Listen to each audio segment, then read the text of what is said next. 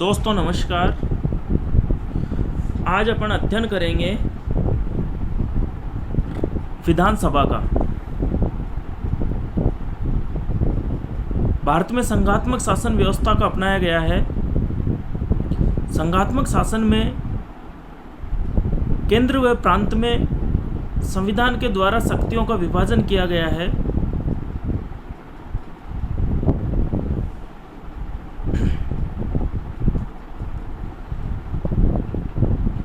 जो प्रांतीय सूची के विषय हैं उन पर कानून बनाने का अधिकार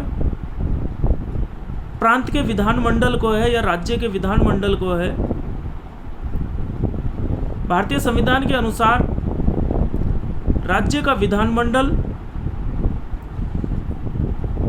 द्विसदनीय हो सकता है, जिसमें निम्न सदन विधानसभा और उच्च सदन विधान परिषद हो सकता है। परंतु भारत के 5-6 राज्यों को छोड़ दिया जाए, आंध्र प्रदेश और जम्मू कश्मीर का भी चल ही रहा है अभी, तो इनको हटा दिया जाए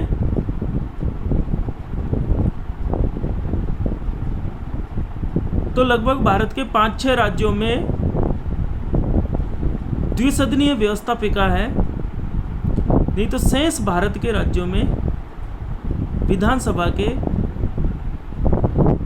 या विधानमंडल का सिर्फ एक ही सदन है, निम्न सदन, और वह है विधानसभा। तो आज अपना अध्ययन का विषय स्टेट असेंबली। राज्य विधानसभा के सदस्यों का चुनाव जनता के द्वारा प्रत्यक्ष रूप से किया जाता है। सार्वभौम वयस्क मताधिकार की पद्धति के माध्यम से इनका चुनाव होता है। हर 18 वर्ष की आयु प्राप्त मतदाता मतदान में भाग लेता है। विधानसभा सदस्यों की संख्या का निर्धारण संबंधित राज्य की जनसंख्या के आधार पर होता है। जैसे बात करें उत्तर प्रदेश जैसे राज्य की, जिसमें विशाल जनसंख्या है या भारत की सर्वाधिक जनसंख्या है, तो वहाँ की विधानसभा में 403 विधायक है या 403 सदस्य है। जबकि बात करें अपन गोवा की, तो वहाँ की विधानसभा में सिर्फ 30 सदस्य। तो विधानसभा सदस्यों का निर्धारण राज्य की जनसंख्या के आधार पर होता है। भारतीय संविधान के अनुसार विधानसभा में अधिकतम 60 प्रतिनिधि हो सकते हैं या विधानसभा सदस्यों की अधिकतम संख्या 500 हो सकती है, या विधानसभा सदस्यों की अधिकतम संख्या 500 हो सकती है और न्यूनतम संख्या 60 निर्धारित की गई है। परंतु न्यूनतम के मामले में अरुणाचल प्रदेश, सिक्किम, गोवा, मिजोरम, नागालैंड ये राज्य अपवाद है। यहाँ के विधानसभा में 60 से कम सदस्य। अब विधानसभा में सदस्यों का निर्वाचन, जैसा कि मैंने बताया आपको, सार्वभौमिक वयस्क मताधिकार की पद्धति के द्वारा जनता द्वारा प्रत्यक्ष होता है। परंतु फिर भी राज्यपाल को अगर ऐसा लगता है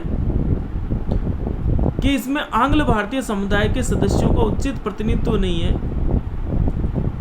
तो राज्यपाल एक एंग्लो इंडियन विधानसभा में मनोनीत कर सकता है।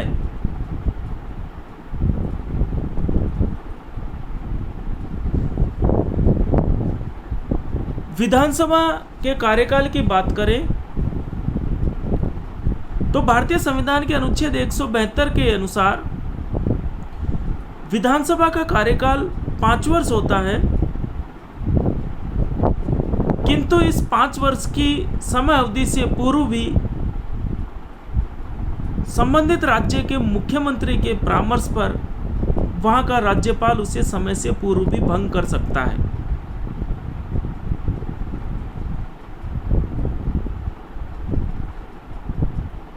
और अगर कोई आपातकाल की स्थिति है तो उस स्थिति में संसद द्वारा विधानसभा का कार्यकाल एक समय में 1 वर्ष के लिए बढ़ाया जा सकता है,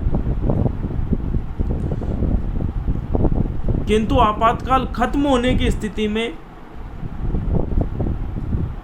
इसका कार्यकाल 6 माह से अधिक नहीं हो सकता। मतलब आपातकाल हटा दिया तो 6 माह के अंदर अंदर चुनाव होना अनिवार्य है और राज्यपाल मुख्यमंत्री के परामर्श पर समय से पूर्व भी भंग कर सकता है।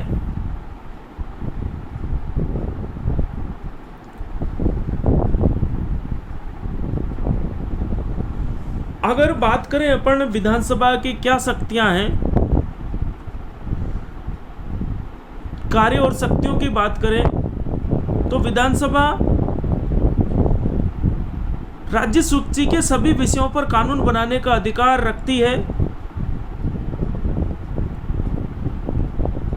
यदि राज्य का विधानमंडल द्विसदनीय है तो विधेयक विधानसभा से पारित होकर विधान परिषद में जाता है और विधान परिषद उसे 6 माह के लिए रोक सकती है।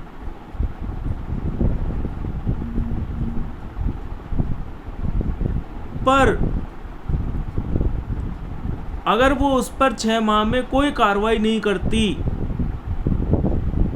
या पहली बात तो वो विधानसभा से पास होकर विधान परिषद के पास जाएगा और अगर विधान परिषद उसे 3 माह तक रोक सकती है या उसे रद्द कर सकती है या कोई कार्रवाई नहीं करे उस पर, या फिर उसमें कोई संशोधन करके उसे विधानसभा को वापस लौटा सकती है। अब विधानसभा चाहे तो उन संशोधनों को स्वीकार कर सकती है, पर अगर विधानसभा ने दोबारा उस विधेयक को पारित करके विधान परिषद के पास भेजा तो विधान परिषद को उस पर पुनः स्वीकृति देनी होगी। वो उसे 1 माह से ज़्यादा नहीं रोक सकती। तो कुल मिलाकर विधान परिषद किसी भी विधेयक को अधिकतम 4 माह तक रोक सकती है। अंतिम शक्ति कानून निर्माण के मामले में विधानसभा के पास ही है। धन विधेयक है वो विधान परिषद और विधानसभा दोनों में से सबसे पहले या पहले वो विधानसभा में ही रखा जाएगा। धन विधेयक विधान परिषद में नहीं रखा जा सकता। विधान परिषद धन विधेयक को सिर्फ 14 दिन तक रोक सकती है। राज्य की मंत्रिपरिषद, मुख्यमंत्री सहित मंत्रिपरिषद अपने समस्त कार्यों के लिए विधानसभा के प्रति उत्तरदायी है।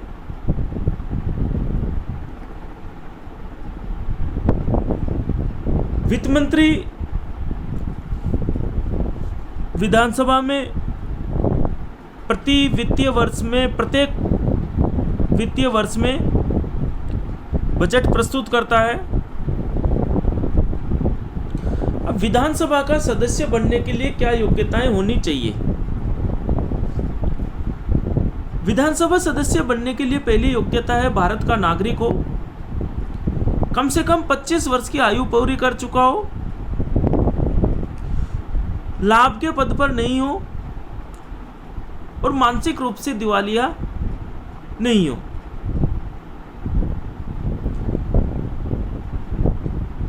सीधी सी बात है, ये सब कॉमन योग्यताएं हैं। भारत का नागरिक हो, लाभ के पद पर नहीं हो, दिवालिया नहीं हो, मानसिक रूप से दिवालिया नहीं हो। यह ध्यान रखने वाली बात है कि उसकी आयु कम से कम 25 वर्ष हो। 25 वर्ष की आयु प्राप्त व्यक्ति ही, 25 वर्ष की आयु पूर्ण कर चुका व्यक्ति ही विधानसभा का चुनाव लड़ सकता है। विधानसभा सदस्य की सदस्यता भी समाप्त हो सकती है। उसकी सदस्यता समाप्त निम्न तरीके से हो सकती है, वो स्वयं त्यागपत्र दे दें। सबसे पहले तो पहला तरीका हो सकता है वो स्वयं ही रिजाइन दे दे। दूसरा, दोहरी सदस्यता का एक विधायक अगर सांसद के रूप में या किसी अन्य पद पे चले गया तो एक साथ दो पद नहीं हो सकते, तो एक की सदस्यता अपने आप चल जाएगी। अयोग्यता के आधार पर भी सदस्यता समाप्त हो सकती है। जैसे कोई व्यक्ति 25 साल का ही नहीं है और तथ्य छुपा के चुनाव लड़ लेता है और बाद में उसके तथ्य उजागर होते हैं, जांच होती है, छानबीन होती है और वो योग्य ही नहीं था, अयोग्य पाया जाता है चुनाव लड़ने के लिए, तो इस स्थिति में उसकी सदस्यता रद्द हो सकती है। इसके अलावा विधानसभा की कार्रवाई में विधानसभा अध्यक्ष की बिना अनुमति के लंबे समय तक अनुपस्थित रहता है, तो उस स्थिति में भी उस विधायक की सदस्यता रद्द हो सकती है। विधानमंडल के सदस्यों को कुछ विशेषाधिकार प्राप्त होते हैं। जैसे राज्य के विधानमंडल या उसकी किसी समिति में विधानमंडल के किसी सदस्य द्वारा कही गई कोई बात या किसी मत के संबंध में उसके विरुद्ध किसी न्यायालय में कार्रवाई नहीं की जा सकती। विधानमंडल के किसी सदस्य को सदन चलने के 40 दिन पूर्व और 40 दिन बाद तक गिरफ्तार नहीं किया जा सकता।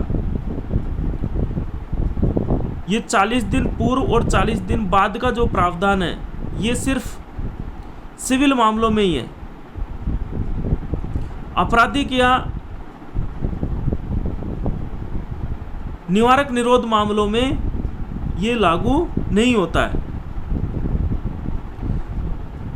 इसके अलावा सदन की कार्रवाई के दौरान सदस्य अदालत में साक्ष्य देने और गवाह देने के रूप में भी उपस्थित होने से इनकार कर सकते हैं। अगर सदन की कार्रवाई चल रही है तो विधायक, विधानसभा सदस्य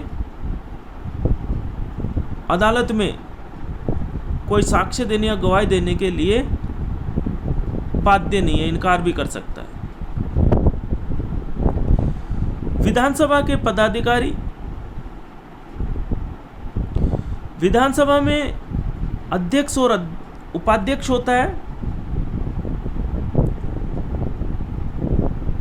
भारतीय संविधान के अनुच्छेद 178 में 178 में कहा गया है कि प्रत्येक राज्य की विधानसभा अपने सदस्यों में से ही किसी एक को अध्यक्ष और किसी एक को उपाध्यक्ष चुनती है।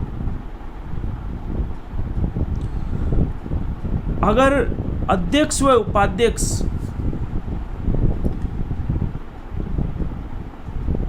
कोई व्यक्ति चुन लिया जाता है और उसकी विधानसभा सदस्यता समाप्त हो जाए तो अध्यक्ष का पद भी अपने आप समाप्त हो जाएगा, रिक्त हो जाएगा। कोई अध्यक्ष स्वेच्छा से उपाध्यक्ष को त्यागपत्र दे सकता है, वह उपाध्यक्ष अध्यक्ष को त्यागपत्र दे सकता है। विधानसभा के अध्यक्ष व उपाध्यक्ष को